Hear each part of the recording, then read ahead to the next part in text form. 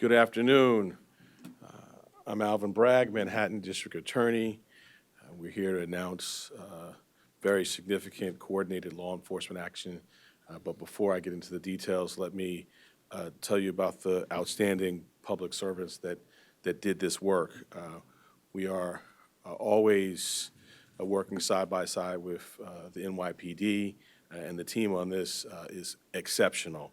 We are joined on stage by NYPD Assistant Chief Jerry O'Sullivan of the Detective Bureau, Deputy Chief Brian Gill, Commander of Detective Bureau, Manhattan North, Sergeant John Mejia, Police Officer Gerard Garced, and Captain Matt Burns.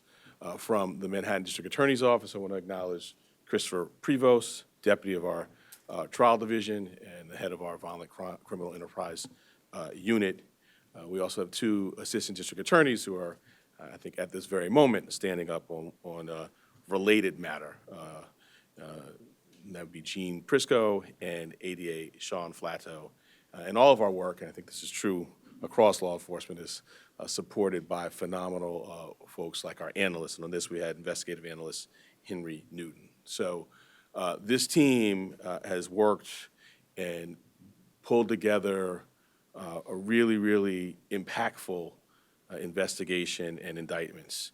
So we are announcing indictments of 30 defendants who allegedly have caused an extraordinary amount of violence and trauma in Upper Manhattan, specifically Washington Heights and Inwood, as part of a long-standing rivalry between the 6-block and the 200/8-block crews. There are 18 200 defendants, all charged with conspiracy in the second degree for coordinating violence to retaliate against their rivals. 11 of them are charged with murder in the second degree. There are 8 6-block defendants who are charged with conspiracy in the fourth degree for possessing illegal firearms. 1 defendant is charged with murder in the second degree, and 5 are charged with attempted murder in the second degree. We're also charging 4 members of a criminal enterprise named Own Every Dollar. You may recall we announced action concerning part of that enterprise a couple of years ago. They're being charged today with 2 separate shooting incidents. We allege that all of the defendants possessed illegal firearms and either contributed directly to the violence or helped supply illegal weapons to do so, and you see some of the weapons in front of you. I want to share a very sobering statistic that talks about the impactful nature of this investigation. In total, these groups allegedly are responsible for about 50% of the shootings in Inwoods and Washington Heights, 50% of the shootings in the 3-3 and 3-4 precincts this year. Let me say that again. 50% of the shootings in the 3-3 and 3-4 precincts this year are attributable to people being charged in these indictments. That is the scope and the impact of these indictments. The specific conduct in the indictments began in 2018 and includes 18 shootings during which 7 people were killed, including several innocent bystanders. The violence did not impact just these defendants and their associates. It impacted the entire neighborhood. A climate of fear among ordinary residents who had no part in this violence. And today's action and other work we do hopefully makes loud and clear to those who think about engaging in this kind of wrongdoing. We will not tolerate gun violence on our streets. If you use guns to commit violence and cause harm, you will be held accountable. While shootings and homicides continue to trend downwards in Manhattan, there is much, much more work to do.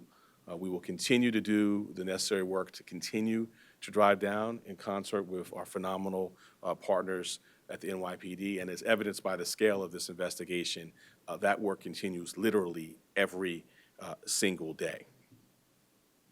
The 6-block and 200 crews have allegedly been committing violence against one another for years, but the genesis, the origin of this specific charge conduct today dates back to a 2018 murder of a 200 member. That homicide sparked 6 years of retaliatory violence that has increased over time in its intensity. To prepare for vengeance and violence, 6 Block went to great lengths to arm itself. As alleged in one of the indictments, one of the defendants, Juan Lovelady, sold semi-automatic weapons to fellow members of 6 Block, again, in an effort to arm themselves as a part of this retaliatory effort. In addition, he sold 17 weapons to an undercover NYPD detective on several occasions. When he was arrested, he was in possession of several more firearms that he was trafficking into our great city from Ohio. Members of 200 brazenly talked about their plans to retaliate. They did so over Instagram. They live streamed videos of themselves holding firearms. In one shocking conversation, a 200 member actually sent a 6 Block rival an Instagram message that read in part, "Presbyterian does not have trauma unit, and you might not make it to the next hospital." And it was obviously, as we allege, far more than just talk. The violence was as brazen as the talk. In 2023, a 6 Block member drove to an area he believed was 200 territory. He allegedly approached a group of people, asked if they belonged to 200, and then fired multiple times into the crowd. Sadly, this violence, while it started approximately 6 ago, has continued up until very recently. Over this summer, 200 allegedly committed a double homicide. That was in June, and a fatal drive-by shooting in October. Among the bystanders injured in one of the shootings by 6 Block was a 19-year-old woman who was 8 months pregnant. She was seated in a parked car, obviously just minding her business and trying to enjoy this great city. Both her and her baby are now fine physically. But as I talked about earlier, the fear that gets seized upon a neighborhood by this type of scope of violence is really, really unspeakable. We know that these horrific impacts have long-term impacts on the victims, their loved ones, on the community as a whole. I know this firsthand, having grown up in the shadows of gun violence in my neighborhood. When shootings are a regular occurrence, the fear that you or your loved ones may be struck next is palpable, it's real, it tears at the fabric of our communities, and will not be tolerated. We do this work that we announced today because all Manhattanites deserve to be free from gun violence, no matter what neighborhood they live in. And while we believe these indictments will significantly weaken these groups, we know that prosecution is only one tool to address gun violence. We must and we will continue to invest in our communities to expand opportunity, particularly for our young people. My office has done that the past couple of summers through our Youth Gun Violence Prevention Awards, which provide funding to community-based organizations that are working directly with youth affected by gun violence. We must also interrupt the cycle of violence, trauma, and retaliation by supporting gun violence survivors and family members of victims on their healing journey. We do that here through our Survivor Services Bureau, building a path to long-term safety by helping victims and their families access health care and address the complex trauma they face. That work will continue. We will continue to do it in a culturally sensitive manner as well, including through our Men of Color response team.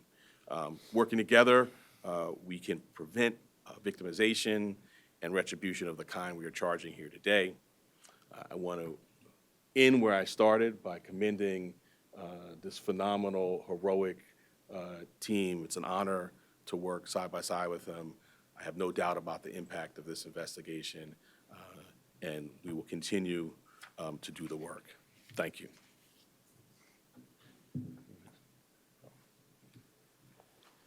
Hi, Chief Gill from Detective Bureau Manhattan North. I just want to thank the DA and his team. They're a great partner in this case. He spoke about how big the case was and the kind of violence that was involved and the impact it's going to have on the community. But I want to thank my team, Captain Burns, Lieutenant Chris Vaccaro, Sergeant John Mejia, and Police Officer Jerry Garcett. Just the amount of hours and manpower going over data, executing search warrants at a moment's notice when we find out where there's a gun.